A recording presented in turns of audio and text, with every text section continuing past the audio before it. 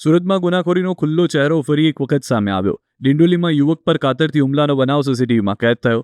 પેરાયોસા bliss વિસ્તારના પાનના ગલ્લા પરના સીસીટીવી ફૂટેજમાં 7 ડિસેમ્બરના રાત્રે એક ભયાનક દ્રશ્ય કેદ થયું. વિડીયોમાં પ્રશાંત નામનો યુવક અચાનક આવે છે અને કાતર લઈને સામેના યુવક પર સતત 7 થી 8 હુમલા કરે છે. આ હુમલાનું ચોક્કસ કારણ હજુ જાણી શકાયું નથી, પરંતુ બનાવે પોલીસ પેટ્રોલિંગ પર સવાલ ઊભા થયા છે.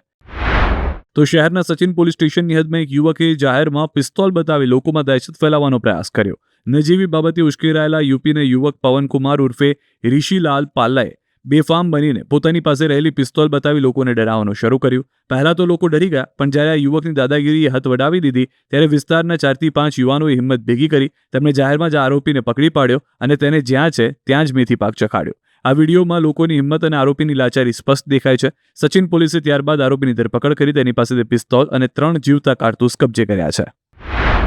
આ તરફ વરાછા પોલીસ સ્ટેશન હદ વિસ્તારમાં અસામાજિક તત્વોનો આતંક વધી રહ્યો છે.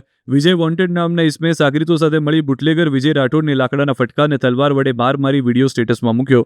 વિજય વોન્ટેડે પોલીસને ખુલ્લો પડકાર ફેંકતા પોલીસ એક્શનમાં આવી. વરાછા પોલીસે તાત્કાલિક અસરથી વિજય વોન્ટેડની અટકાયત કરી તો ઇજાગ્રસ્ત વિજય રાઠોડને ગંભીર હાલતમાં સારવાર માટે હોસ્પિટલમાં ખસેડવામાં આવ્યો. જૂની અદાવતને લઈ ઇજાગ્રસ્ત વિજય રાઠોડ અને વિજય વોન્ટેડ વચ્ચે ઘણા સમયથી ઘર્ષણ ચાલતું હતું.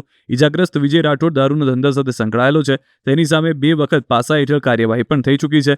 બીજી તરફ આરોપી વિજય વોન્ટેડ પણ મારામારી સહિતના અલગ અલગ ગુનાઓનો આરોપી છે અને તેની સામે પણ 2 વખત પાસા હેઠળ કાર્યવાહી થઈ ચૂકી છે.